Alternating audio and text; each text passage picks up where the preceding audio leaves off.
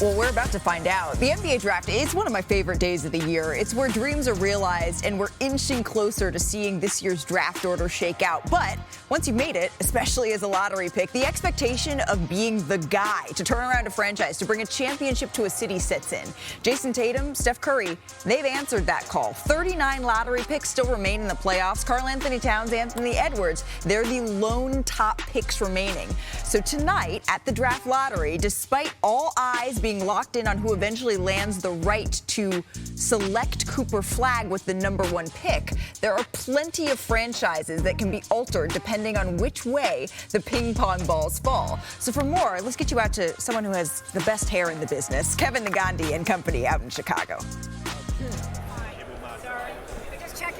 Perfect. Malika, thank you so much. It could be a night that could alter a franchise, especially if it gives you some hope for a fan base. And that is Cooper Flagg, along with some college teammates that played together at Duke, Con Knippel and Kaman Maluwach. I wonder why Duke didn't win it all with all that talent. Yeah.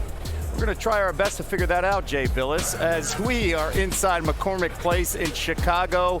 We've got 3 teams with their fingers crossed, a 14% chance to land the number 1 pick. That is the Jazz, the Wizards, and the Hornets. Malika, Kevin Nagandi here alongside Shams Charania, the Duke guy, Jay Billis. Kendrick Perkins standing very tall. Are you sitting down? I'm trying to figure out what's going on with my chair. This is ridiculous. You're the biggest guy on the set. Billis is taller than you. I need that chair. The number one rule when Perk is at the desk is that I need to be chest high to hide the stomach. Come on. That's not Bob Myers alongside with us. We'll get over the chair conversation in a moment. But what makes Cooper Flagg so special, Jay? There's so many things. One, offensively, he's a very gifted player, very skilled. He's got size. He's 6'8", 6'9", and he can handle the ball like a point guard. An excellent passer. But I think what sets him apart, he's a two-way player. On the defensive end, he's a playmaker as well. Gets steals, blocks shots. He rebounds at a really high rate. But what really sets him apart with all those measurables, all the things that he does on a basketball court that are spectacular, he's got a level of competitiveness that is on a different tier than most top prospects. And that's what I think makes him a truly special basketball player. And you have to remember, he's just 18 years old. I mean, he's got a December birthday. He just turned 18. It's not fair. It's ridiculous. And I happen to think he's the most complete freshman that Duke's ever had. And that's saying something. That doesn't mean he's going to be the best player Duke's ever had. Yeah. He might be the best player Temple's ever had. Oh, you forget about Mark Macon. Don't you say that about Mark Macon. Don't you say that. I think what's interesting, what you said, Jay, is this guy impacts winning. And let that sink in for a minute, because a lot of the number 1 picks don't. And when you're sitting in these rooms, I've been a GM, I made a high pick, you're sitting there saying, well, whoever we take is not going to help us win. That's the uniqueness of Cooper Flagg. He will.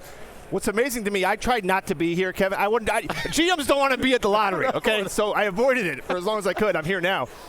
The fact that there's some ping pong balls somewhere near us that are going to determine the fate of a fan base, of a team, of an owner, of a GM, of a coach, that's why this thing is such a big deal who ends up with this number 1 pick. Yeah, over 450 people coming in, but the lottery is not the biggest storyline, Shams Charania, heading into the day, because there's another storyline that is everybody's talking about that could affect all 30 teams, and that's the future of Giannis. Why?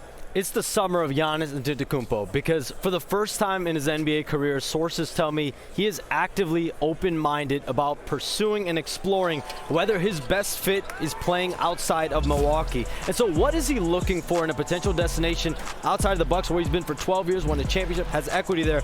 I'm told it's about finding the best long-term winning situation and potentially playing alongside a star player that can help ease the burden. We've seen he's been exhausted over the course of this season. He's the only player in NBA history. 30 points, 10 rebounds, 5 assists, 60% shooting. He's done it twice, back-to-back seasons.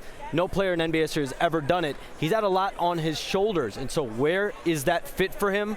Is it going to be back in Milwaukee, or, as I reported today, he is exploring options outside of Milwaukee? And no one should have a damn thing to say about it, not negative, right? When you talk about pouring your heart, blood, sweat, and tears into an organization. Giannis has done that, right? Delivering the championship, Finals MVP, 2-time MVP, Defensive Player of the Year, right? Has done it all. On top of that, has made that city money.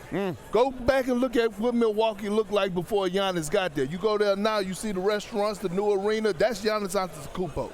That's an economy changer, right? And so when I think about Giannis, I think about what Kevin Garnett said at his Hall of Fame speech.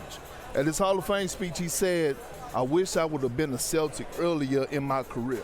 This is the point the part where Giannis is at right now, right? No regrets. This is the time to move on, and he deserves to go play for a championship contending team and the destination that he wants to go play with. And why are the picks so important? A team like the Rockets or the Spurs can collect assets and then open that conversation potentially with the Bucks this summer. I promise we'll adjust Kate Perk's chair coming up at the top of the hour, Malika. You look like Wemby out here. It's not good. Look at you next to Phyllis. Don't worry, we got you. Your chair, Perk, is right here in studio with us. We have a special one for you, so come on back when you're done with the lottery. Don't worry about it. What is happening here? Why is he so tall? We know that Perk's chairs, Janae, sometimes they just need a little reinforcement. Little boost.